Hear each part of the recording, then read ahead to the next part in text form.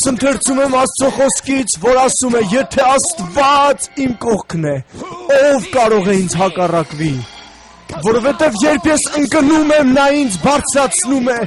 երբ ես շեղված եմ, նա ինձ ներում է, երբ ես թույլ եմ, նա ուժեղ է, երբ ես կորած եմ, նա է ճանապարհը, վախի մեջ նա է ինձ հաստատում, տկարության մեջ նա է ինձ զորացնում, երբ վիրավորված եմ, նա բժշկում է ինձ, երբ կոտրված եմ, նա հաստատում է ինձ, երբ կույր եմ, նա առաջնորդում է ինձ, երբ սոված եմ, նա է ինձ կերակրում, երբ դատի առաջ եմ, նա է ինձ արդարացնում, հակառակության մեջ նա է իմ վահանը, պրոբլեմի ժամանակ նա է մխիթարողը, երբ կորցնում եմ, նա է վերականգնում, երբ մահվան եմ հանդիպում, նա է ինձ տուն տանում,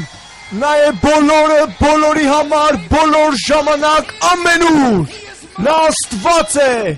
նա հավատարիմ է, ես նրանն եմ և նա իմը,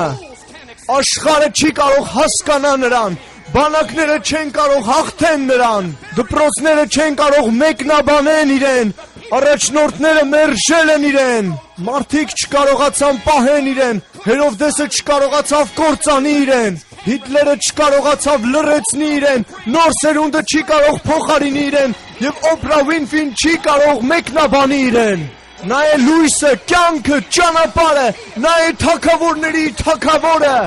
նա է բարությունը, հավատարմությունը, հեզությունը, ինչ որ մեկը տաղաղակեք։